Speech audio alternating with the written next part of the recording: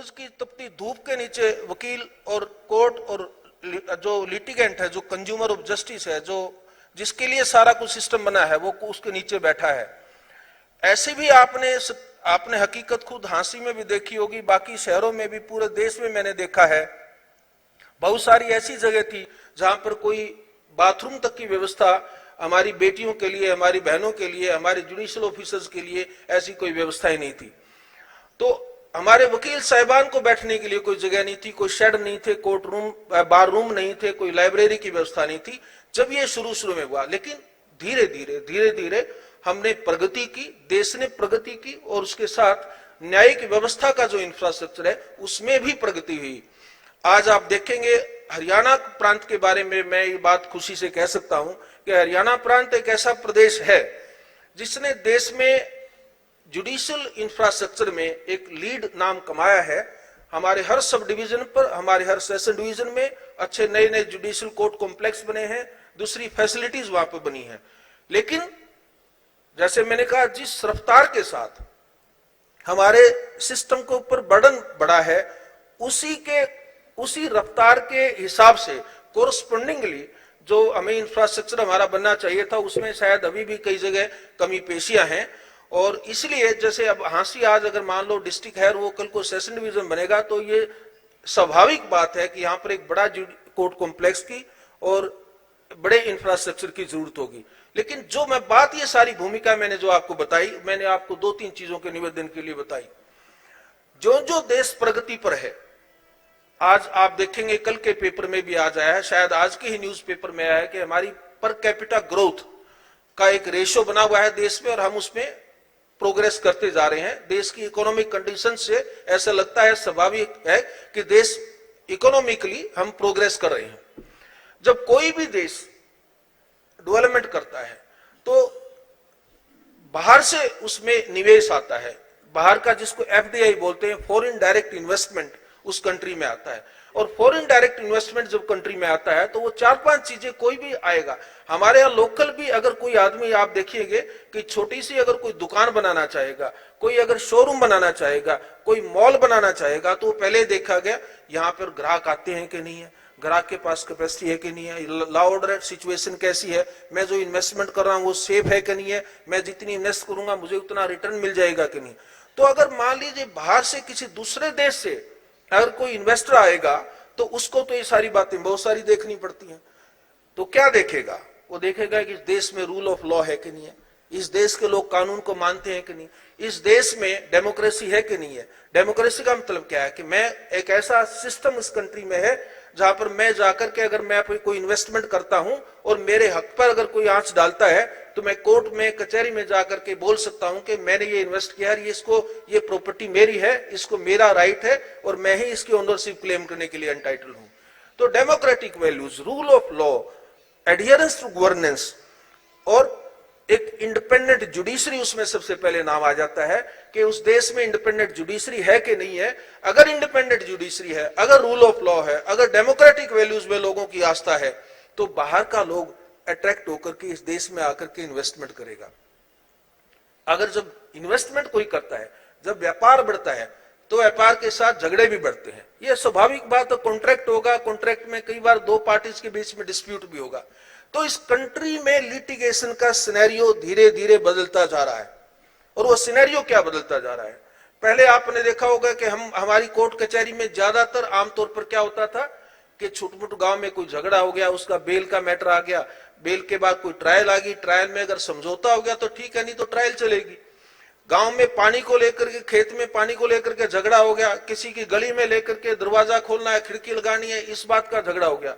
लेकिन मैं आज भाई और बहनों आपको ये बात बताने के लिए हूं कि इस वक्त सारे कंट्री में जो नेचर ऑफ लिटिगेशन है उसका धीरे धीरे ट्रेंड बदल रहा है।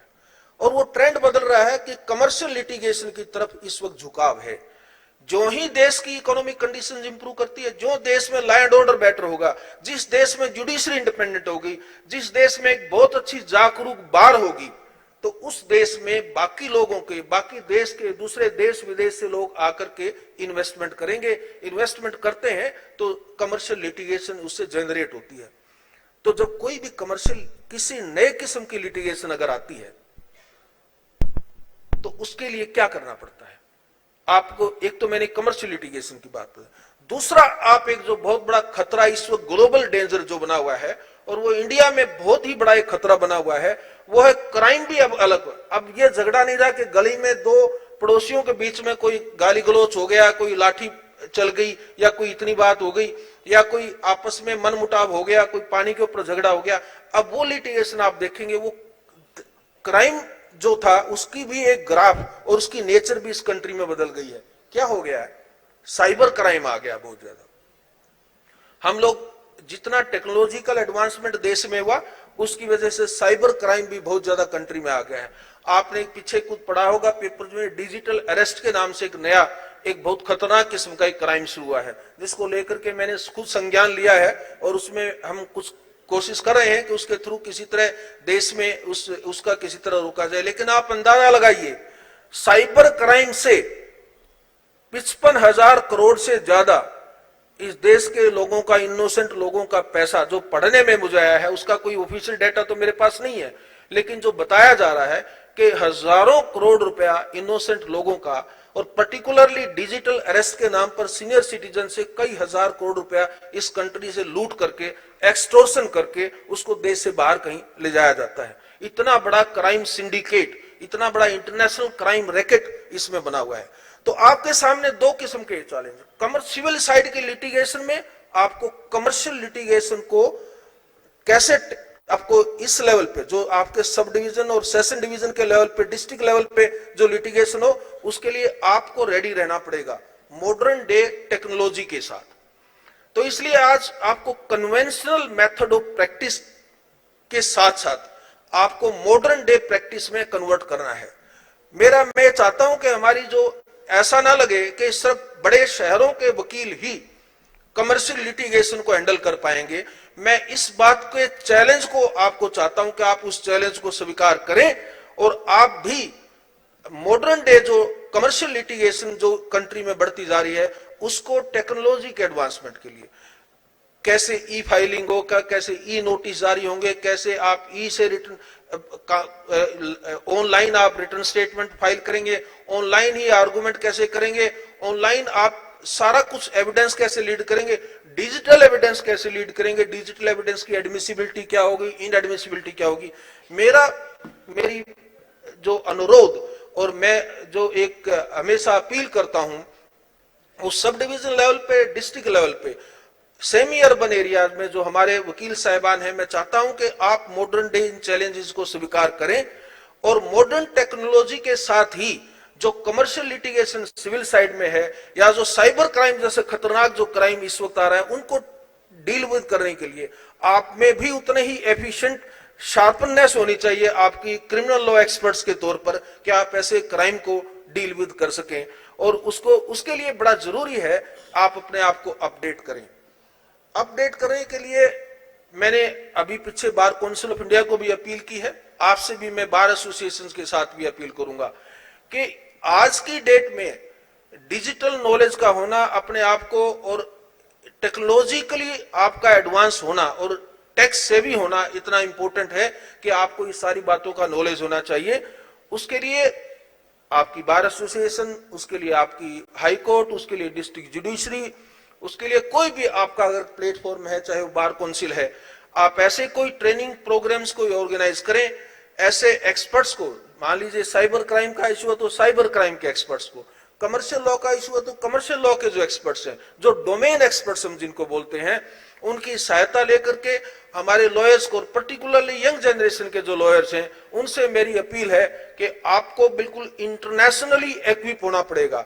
वर्ल्ड का किसी भी पार्ट से कोई लॉयर आए, आपको दिल्ली का लॉयर आए, बॉम्बे का लॉयर आए, बाहर का है, विदेश का है, उसके सामने आपको एक टिकना है, उसके सामने आपने आर्गू करना है, ऐसा वकील आपको तैयार होना जरूरी है। मैं इसके लिए, देखिए, वक्त के साथ ये परिभाषाएं बदल जाती हैं, वक्त के साथ स्थिति बदल जाती है। जब मैं 1984 में आपको बात बताता हूं, मुझे याद है अच्छी तरह, मैंने 20 अप्रैल 1984 में मेरा एग्जाम का लास्ट पेपर मैंने लॉ का दिया और मुझे आते ही घर में आदेश हुआ कि कोर्ट, कल से कोर्ट में जाना शुरू कर दीजिए। तो मैं 21 अप्रैल से ही नेक्स्ट डे से मैं हिसार डिस्ट्रिक्ट कोर्ट में मैंने जाना शुरू कर दिया। मुझे 29 जुलाई 1984 को मुझे लाइसेंस मिला। तो मैं जो अभी आपको चैलेंज की बात बता रहा हूं, तो उस वक्त हिसार बार में इतने बड़े बड़े स्टालवर्ट वकील थे, उनके नाम कभी सुने थे हमने, तो ऐसे लगता था उनके जाएं, उनके दर्शन करें, उनके पैरों को हाथ लगाएं, उनका आशीर्वाद मिले तो अपने आप में एक बहुत बड़ी लाइफ की अचीवमेंट हो जाएगी। और मुझे अचानक एक दिन ऐसे ही एक बहुत बड़े स्टालवर्ट वकील थे, उनके सामने बोला गया कि ये एक सिविल की अपील है, आप इनके अगेंस्ट आर्गू कीजिए। तो अब वही स्थिति है। आज मान लीजिए मैं जब आपको बोलूं कि आप टेक्नोलॉजी को सीखिए और टेक्नोलॉजी का बड़ा डीप नॉलेज ले लीजिए ताकि आपको साइबर क्राइम के साथ डील करना पड़ जाए, उसी तरह आप अंदाजा लगाइए कि बहुत बड़े एक स्टालवर्ट वकील पीपल के पेड़, उनके साथ मुझे कोई बोला गया कि आप उनके खिलाफ आर्गू कीजिए।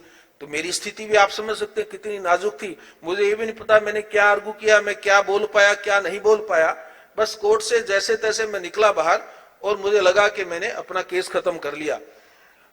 उस केस का ये जरूर मुझे एडवांटेज हुआ कि जब उसका फैसला सुनाया डिस्ट्रिक्ट जज साहब ने, तो उन्होंने हिसार के कुछ नामी वकीलों को बुलाया और बोला कि इस लड़के को यहां खराब मत करो, इसको आप हाई कोर्ट भेज दो। तो उसका मुझे फायदा जरूर हुआ। तो मैं एक बिल्कुल अनजान लड़का, 22 साल की उम्र, 2 कपड़े अपने ब्रीफ केस में डाले और हिसार से एक बड़े, उस वक्त बहुत ही मेरे लिए बहुत ही सम्माननीय बुजुर्ग रहे, मेरे मार्गदर्शक, और बहुत सारे उन वकीलों का ही, बड़े वकीलों का ही एक मेरे ऊपर आशीर्वाद रहा, जिसकी वजह से वो उनमें से एक मुझे अपनी गाड़ी में चंडीगढ़ ले गए और हाई कोर्ट में मुझे किसी के साथ जूनियर छोड़ दिया गया। और एक जिसको बोलते हैं कि समुद्र में फेंक देना ताकि आप अपने आप तैरना सीखें। तो ये जो चैलेंजेस हैं लाइफ के, इन चैलेंजेस को हमें एक्सेप्ट करना चाहिए। और प्रोफेशनल जो होता है उसमें एक इंस्टिंक्ट टू सर्वाइव होती है, यानी आपको पता है कि मैंने सर्वाइव कैसे करना है। सर्वाइव प्रोफेशन में भी करना है। प्रोफेशन को लोग बोलते हैं कि ओवर फ्लडेड प्रोफेशन है, तो आपको अपने आप के लिए स्पेस भी बनाना है। उस स्पेस बनाने के लिए देखिए, इस प्रोफेशन में स्पेस बनाने के लिए आपको अपने आप को एक्सेप्शनली कार्व आउट करना पड़ेगा। एक्सेप्शनली कार्व आउट कैसे कर सकते हैं?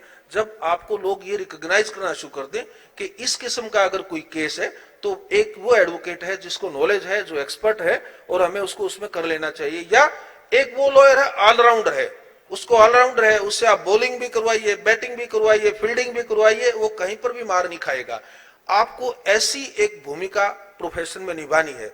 उस भूमिका निभाने के लिए आपको मेंटली और एक प्रोफेशनली उसके लिए आपको वेल एक्विप होना पड़ेगा। इसलिए मैं बार एसोसिएशन से भी रिक्वेस्ट करूंगा, डिस्ट्रिक्ट जज साहिबा से भी रिक्वेस्ट करूंगा, हाई कोर्ट से भी रिक्वेस्ट करूंगा कि आपको एक अच्छी ई लाइब्रेरी का यहां पर प्रावधान होना चाहिए।